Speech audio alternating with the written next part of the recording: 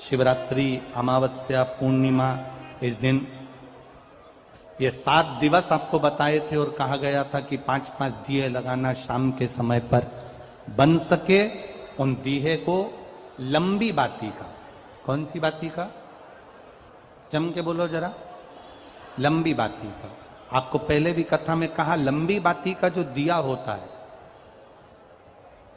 लंबी बाती का जो दीप होता है, वो दीप हमारे जीवन में वंश की भी वृद्धि करता है। इसलिए हमारे यहाँ पितरों का दिया, देवी जी का दिया, नवरात्रे का दीप, ये सब लंबी बाती के लगते हैं।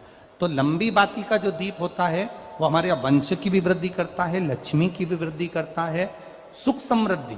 और अगर मान लो भूल से हमारा कहीं पैसा अटक गया और वो व्यापारी नहीं दे रहा, तो लंबी बाती का जो दिया होता है वो पैसा भी हमारा वापस लौटा कर लाता है। इसलिए लंबी बाती के दीप का स्मरण करा। सावन के महीने में जो अधिक मास पड़ता है उसमें 7 जगह अर्थात 7 तिथियां ऐसी हैं जिस दिन 5 दीप का वर्णन किया गया है हमारे शास्त्रों में। अब बहुत सावधानी से सुनिएगा। पहली है पंचमी तिथि।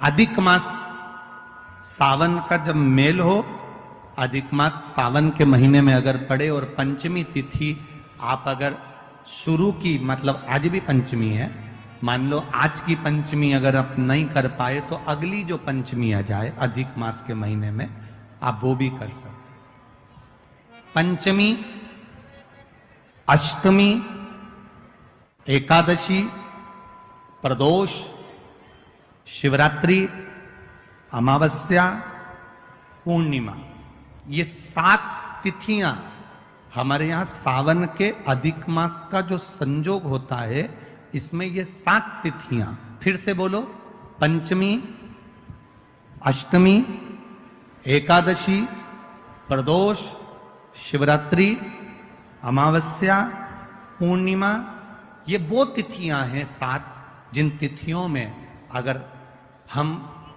5 दीप घृत के, घी के 5 दिए अगर अपने दरवाजे के बाहर केवल भगवान की भक्ति के लिए, शिव तत्व की प्राप्ति के लिए, वैसे तो दीप लगाना चाहिए, तुलसी के क्यारे के पास लगा दो, मंदिर में लगा दो, या शिवालय पर लगा दो, या देवालय पर लगा दो।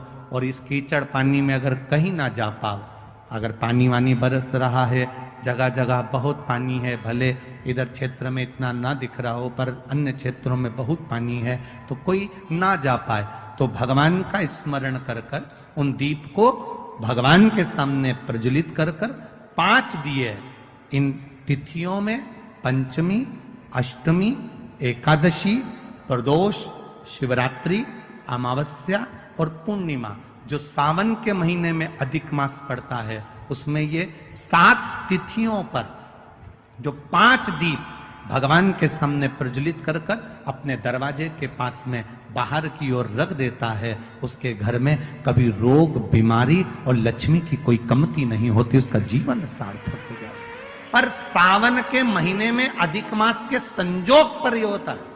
बाकी के समय पर अधिक मास कोई से भी अगर महीने में आ गया, आषाढ़ का आ गया, या कोई महीने में कार्तिक का आ गया अधिक मास, या कोई अन्य महीने में आ गया, तो उसका प्रमाण नहीं है हमारा। सावन के महीने में अगर अधिक मास पड़ रहा तो ये 5 तिथियां।